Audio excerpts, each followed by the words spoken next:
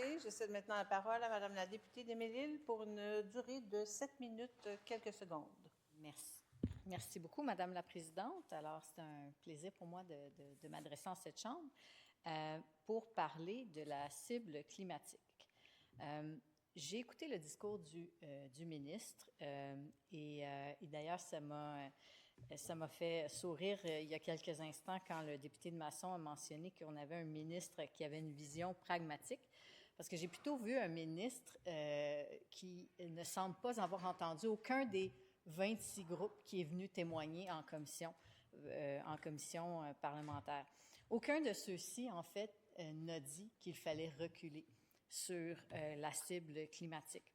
Et je vais y revenir, mais avant tout, dans son discours, il a mentionné, et il l'a fait à plusieurs reprises aussi en commission, que le Parti libéral du Québec avait une cible de réduction de 45 % en 5 ans. Je rappellerai que c'était une cible qui avait été annoncée en 2022, Madame la Présidente. Et là, je tiens à le mentionner ici, publiquement, en cette Chambre. On est enregistré. Nous avons remis nos recommandations au ministre. Il les a lues. Alors, il ne peut pas nier les avoir vues. Et la recommandation, je vais vous la lire pour que ce soit clair, ça disait que la cible actuelle de réduction des émissions de GES de 37,5 % d'ici 2030 soit maintenue. On ne parle pas de moins 45 %, ça n'a pas été du tout notre recommandation qu'on a faite pas plus tard que la semaine dernière. Et donc, le ministre le savait. Je pense qu'il faudrait qu'il reconnaisse enfin que la cible de 2022 ne tient plus pour le Parti libéral du Québec.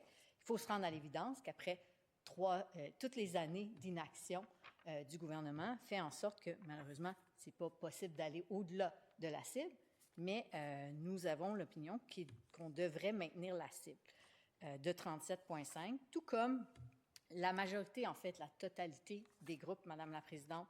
Je vais vous mentionner d'abord le Comité consultatif sur les changements climatiques a été le premier à nous le dire que la cible ne devait pas être inférieure à 37,5 %. Ma collègue l'a mentionné, la députée de Notre-Dame-de-Grâce, que de maintenir une cible, mais de la repousser dans le temps, ça équivaut à réduire la cible. Alors, c'est sûr que quand on dit de maintenir la cible, on parle d'une cible pour 2030. Mais ce n'est pas seulement des groupes environnementaux, Madame la Présidente, qui nous ont demandé de maintenir la cible, c'est aussi des groupes économiques. L'industrie du ciment nous a dit « Nous recommandons que le statu quo pour la cible de 2030. » Ils disent « Quant à l'objectif de carboneutralité à l'horizon de 2050, il est aligné avec l'objectif de notre industrie, le ciment. » L'aluminium, l'industrie de l'aluminium, il faut continuer d'avoir de l'ambition climatique. On a déjà réduit de 31 % notre secteur. 31 % l'aluminium, ils ne sont pas loin, du 37,5 %.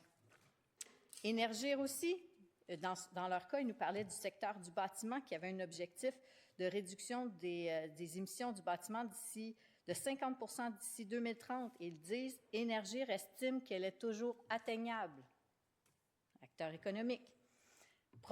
Propulsion Québec. Retarder l'action, c'est accepter davantage de coûts. Il nous ajoute « Électrifier permet de se départir du pétrole. » Et ça, c'est bon pour la balance commerciale. Et là, ça répond à une autre affirmation du ministre qui disait il dit les groupes des oppositions, aucun ne s'est préoccupé des coûts économiques. C'est faux. On s'en est préoccupé.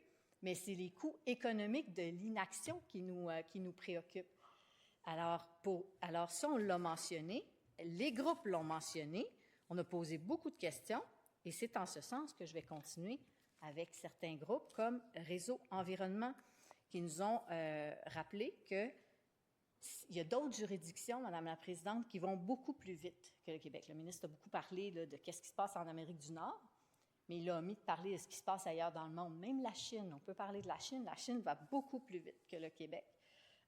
Et Réseau Environnement nous a dit, si d'autres juridictions vont plus vite que nous, ils ne le font pas juste parce que c'est bon pour l'environnement, ils le font parce que c'est rentable.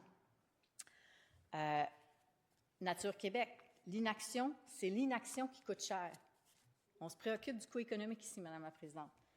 Mais il faut se rappeler que c'est l'inaction qui coûte cher. Même chose pour la Fédération des travailleurs du Québec, la FTQ, L'inaction est de loin la stratégie la plus coûteuse. Le statu quo climatique représente désormais un risque financier et social majeur, dont la facture grimpe beaucoup plus vite que la capacité de l'État et des ménages à l'absorber. Le ministre parlait d'ailleurs qu'il ne souhaitait pas, que les Québécois ne souhaitaient pas s'appauvrir. J'aimerais lui rappeler que lorsqu'il y a eu Déby, la tempête Déby, par exemple, les Québécois se sont beaucoup appauvris, ceux qui ont eu des inondations dans leur sous-sol. Et c'est ce que la FQM est venue nous rappeler. Précipitations abondantes, inondations, chaleur extrême, sécheresse, feux de forêt, érosion, submersion côtière. L'inaction, c'est les conséquences. Pierre-Olivier Pinault nous a aussi mentionné qu'il a proposé plusieurs solutions, et ça, c'est ce qui était positif d'entendre des groupes, des bâtiments plus performants, une agriculture plus responsable, la mobilité plus durable, les déchets qui soient gérés de façon vraiment circulaire. Il dit les approches proposées permettront d'enrichir le Québec tout en réduisant les émissions de GES. Donc, il y a possibilité que ce soit bon pour l'économie. Hydro-Québec, même chose, électrifier une voiture est 5 fois plus efficace qu'électrifier le chauffage d'une maison. Mais je vous rappelle, le gouvernement souhaite abolir les subventions pour les véhicules électriques. Transition, l'Alliance Transit pour le transport collectif, eux aussi nous ont rappelé que la politique de mobilité durable a été laissée sans suite depuis 2023. Alors, il faut agir. Malheureusement, le gouvernement prend trop de temps à agir. Et je vais terminer, Madame la Présidente, avec une conclusion avec la Fédération des pourvoiries qui nous a dit « Le ralentissement économique mondial est passager, à contrario des effets des changements climatiques qui, eux, seront permanents. Dans ce contexte et avec son électricité propre, le Québec peut agir dans une mesure transitoire robuste sans nuire à l'économie de la province. » Ça complète mon intervention, Madame la Présidente. Merci, Madame la députée. Donc, cela met fin au débat sur le rapport de la Commission des Transports et de l'Environnement.